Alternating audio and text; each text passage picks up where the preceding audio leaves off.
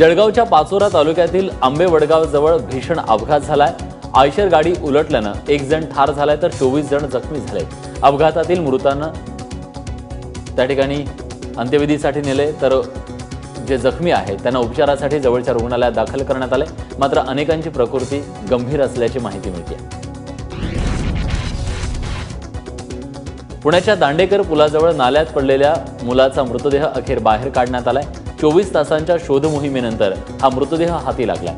गणेश किशोर चांदणे असं या 10 वर्षीय मुलाचं नाव आहे। सांडपाणी वाहून येणाऱ्या नाल्यातून वाहत जाणारा शेंडू बाहेर काढण्याचा प्रयत्न करत असताना तोल जाऊन गणेश नाल्यात कोसळला। घटनेची माहिती मिळताच अग्निशमन दलाच्या आणि पालिकेच्या अधिकाऱ्यांनी घटनास्थळी धाव घेतली। मात्र सांडपाणी आणि घाणीमुळे शोधकार्यात अनेक अडचणी येत होत्या। संभाजी ब्रिगेडला निवडणुकीत उतरू द्या, मग फायदा आणि नुकसान कोणत्या पक्षाला होतंय हे कळेल असं विधान विरोधी पक्षनेते धनंजय मुंडे यांनी केलंय। ते सांगोल्यात राष्ट्रवादीच्या एका कार्यक्रमात बोलत होते।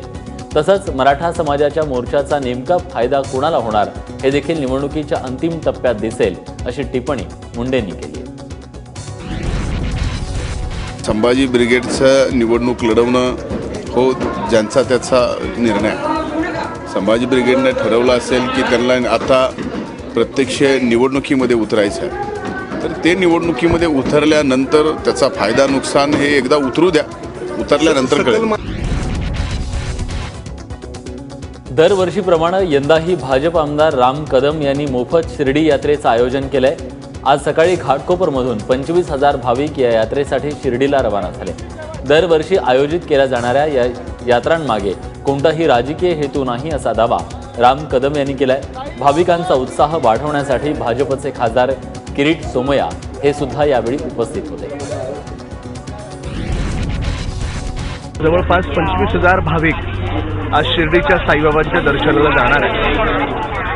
हे खरं आहे की महापालिकेची निवडणूक समोर येऊ घातली, पण मी हे सातत्यानं करतोय। 1.5 वर्षापूर्वी 1 लाख लोकांना कुंभमेळा यात्रेला घेऊन गेलो। कोणती निवडणूक होती हो? कोणतीच निवडणूक नव्हती। त्याच्या आधी मी 1,75,000 लोकांना वेगवेगळ्या काशी असेल, पालिताना असेल, अजमेर असेल, एकविरा देवीचं दर्शन असेल, हे सातत्यानं करतोय, कारण माझा अध्यात्म हा पिंड आहे।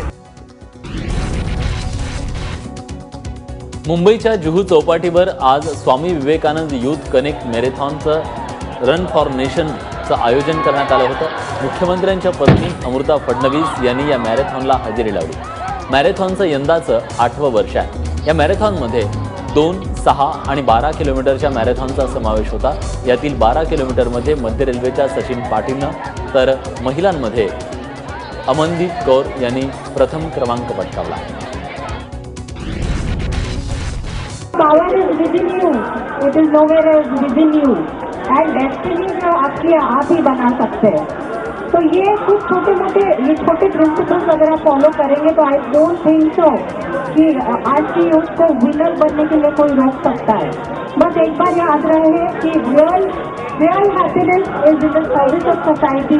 Again, it's something which is being said by Vivekanand ji long back. So let's follow him. उनको आइडल बनाए, उनको फॉलो करें, and I think so anything can stop the youth of India.